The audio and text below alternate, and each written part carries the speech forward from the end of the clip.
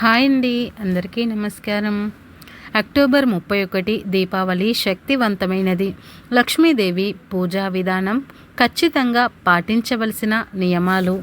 ఈ 2024వ సంవత్సరం దీపావళి పండుగ తేదీకి సంబంధించి కొంత గందరగోళం నెలకొంది. ఎందుకంటే అమావాస్య తిథి అక్టోబర్ 31 నవంబర్ 1న 2 రోజుల పాటు వచ్చింది. ఈ సందర్భంగా దీపావళి పండుగను ఎప్పుడు జరుపుకోవాలి, లక్ష్మీదేవి పూజా విధానం, శుభముహూర్తం ఎప్పుడు వచ్చింది, అలాగే దీపావళి రోజు పాటించాల్సిన నియమాల గురించి ఇప్పుడు ఈ వీడియోలో తెలుసుకుందాం. అలాగే ఈ వీడియో చూసే ముందు ఓం శ్రీ లక్ష్మీ నమః అనే తప్పకుండా కామెంట్ అయితే చేయండి. హిందూ మతంలో దీపావళి పండుగకు ప్రత్యేకమైన ప్రాముఖ్యత ఉంది. హిందువుల అతిపెద్ద పండుగలో దీపావళి ఒకటి. తెలుగు పంచాంగం ప్రకారం ప్రతి ఏడాది కార్తీక మాసం కృష్ణపక్షంలో అమావాస్య తేదీన ఎంతో ఉత్సాహంగా దీపావళి పండుగను జరుపుకుంటారు. అయితే కొందరు వ్యాపారులు మాత్రం పాడ్యమి తిథి నాడు దీపావళి వేడుకలను జరుపుకుంటారు. ఈ దీపావళి పండుగ మన దేశంతో పాటు ప్రపంచంలోని అనేక ప్రాంతాల్లో జరుపుకుంటారు.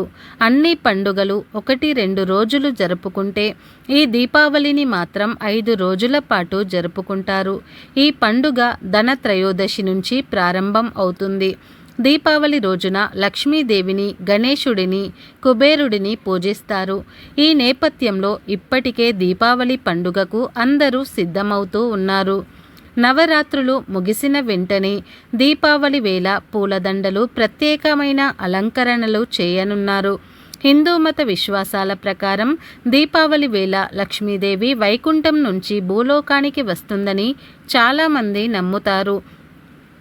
అంతేకాదు అలంకరణలు, పరిశుభ్రంగా ఉండే సువాసనలు వెదజల్లుతున్న ఇంట్లో లక్ష్మీదేవి నివాసం ఉంటుందని పండితులు చెబుతున్నారు. ఈ పండుగ యొక్క ప్రాముఖ్యత, అలాగే దీపావళి పండుగ ఎప్పుడు వచ్చిందో ఇప్పుడు మనం తెలుసుకుందాం. శాస్త్రాల ప్రకారం దీపావళి పండుగను కార్తీక అమావాస్య రోజున జరుపుకుంటారు. అయితే ఈసారి అమావాస్య తిథి అక్టోబర్ 31 నవంబర్ 1వ తేదీన 2 రోజుల పాటు వచ్చింది. దీంతో అందరిలోనూ గందరగోళం నెలకొంది. అయితే వేద క్యాలెండర్ ప్రకారం ఈ ఏడాది అమావాస్య తేదీ అక్టోబర్ 31న మధ్యాహ్నం 3:12 ప్రారంభమవుతుంది.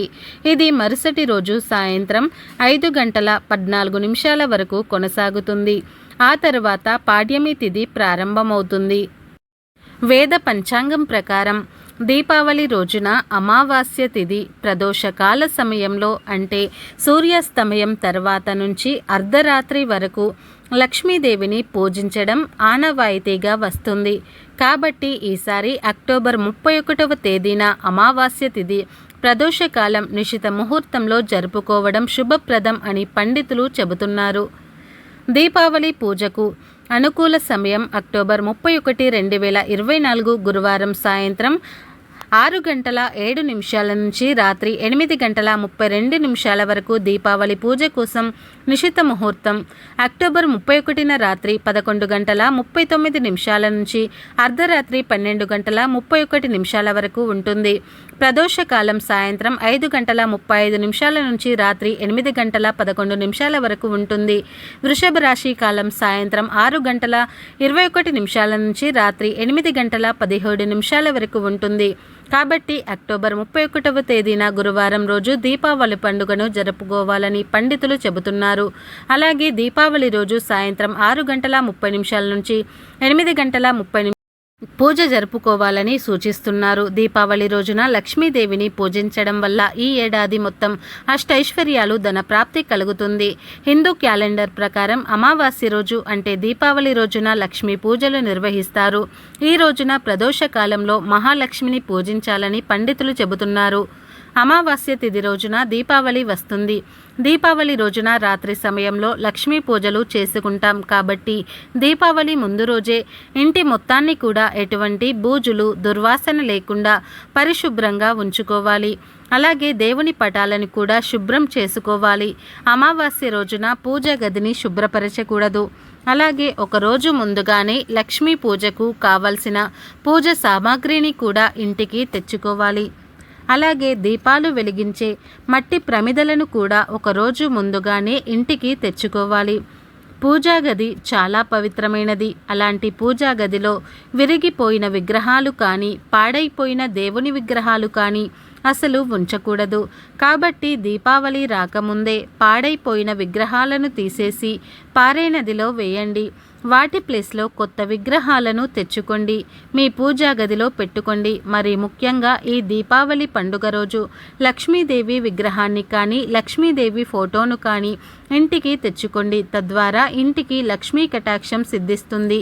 సంపద, శ్రేయస్సుకు దేవతగా చెప్పుకునే లక్ష్మీదేవిని పూజించేటప్పుడు కొన్ని నియమాలు ఉన్నాయి.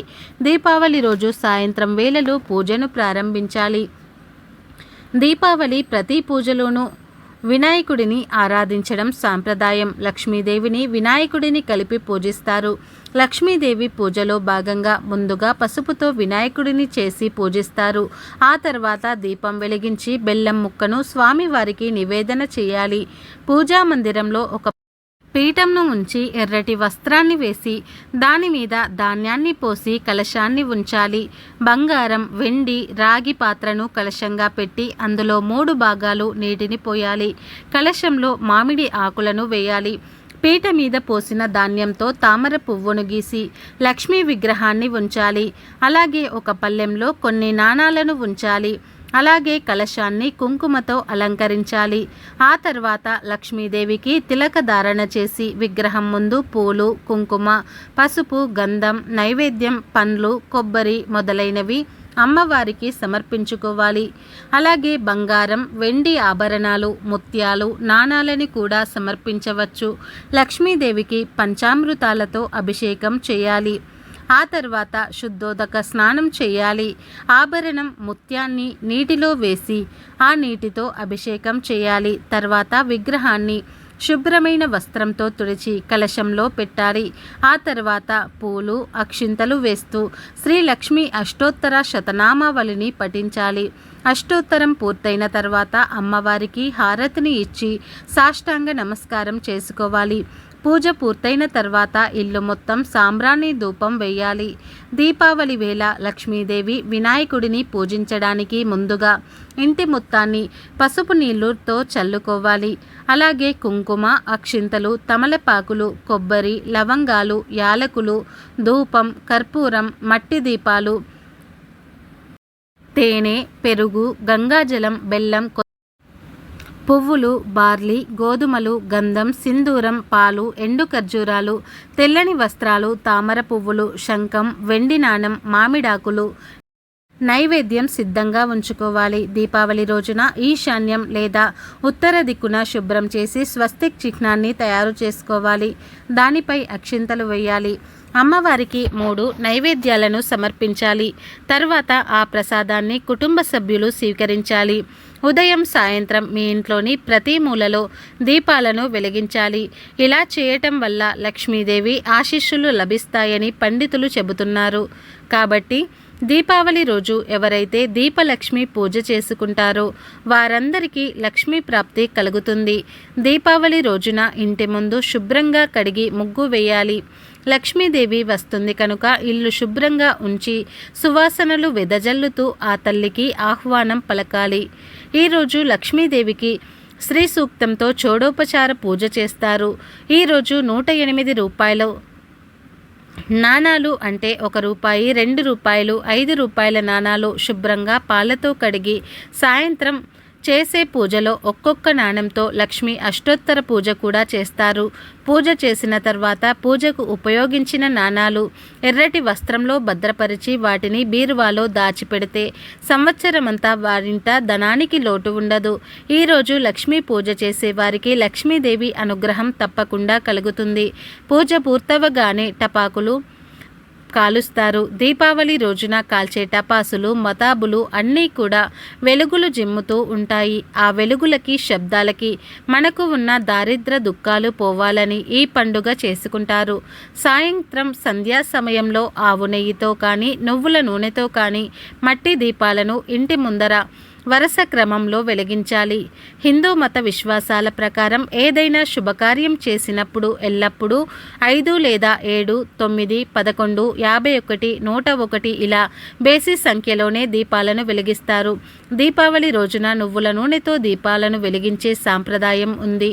తెలుగు పంచాంగం ప్రకారం దీపావళి రోజున కనీసం 5 దీపాలను ఖచ్చితంగా వెలిగించాలి. అందులోనూ ఒకటేమో పూజా గదిలో, తులసి ఎదుట, డబ్బులు దాచుకునే ప్రదేశంలో, ప్రధాన ద్వారం దగ్గర, త్రాగునీరు ఉండే ప్రదేశంలో, వంటగదిలో దీపాలను వెలిగించాలి. వంటగదిలో దీపాలను వెలిగించడం వల్ల అన్నపూర్ణాదేవి అనుగ్రహం కూడా లభిస్తుందని చెబుతారు. అంతేకాదు, మీ ఇంటి ప్రాంగణంలో లేదా బాల్కనీలో దీపాలను వెలిగించడం వల్ల మీ ఇంట్లోకి ఎలాంటి ప్రతికూల శక్తులనేవి ప్రవేశించవు. లక్ష్మీదేవి తామర పువ్వులు అంటే ఎంతో ప్రీతికరం. దీపావళి రోజున ఎవరైతే లక్ష్మీదేవిని తామర పువ్వులతో పూజిస్తారో వారి ఇంట్లో లక్ష్మీదేవి స్థిర నివాసం ఏర్పరచుకుంటుంది. దీపావళి పండుగను చెడుపై మంచి సాధించిన విజయానికి గుర్తుగా జరుపుకుంటారు. ఈ పవిత్రమైన రోజున శ్రీరాముడు 14 సంవత్సరాల వనవాసం తర్వాత అయోధ్యకు తిరిగి వచ్చాడని చాలామంది నమ్ముతారు. ఈ సంతోషంలోనే అయోధ్య వాసులంతా దీపాలను వెలిగించి ఒక పెద్ద పండుగలా జరుపుకుంటారు. అప్పటి నుంచి ప్రతి ఏడాది కూడా దీపాలను వెలిగించే సాంప్రదాయం వస్తుంది. లక్ష్మీదేవి అనుగ్రహం మీరు పొందాలంటే లక్ష్మీ పూజ సమయంలో ఆమె పాదాలను పూజించాలి. బంగారం, వెండి లేదా లోహంతో చేసిన లక్ష్మీ పాదాలను పూజించాలి.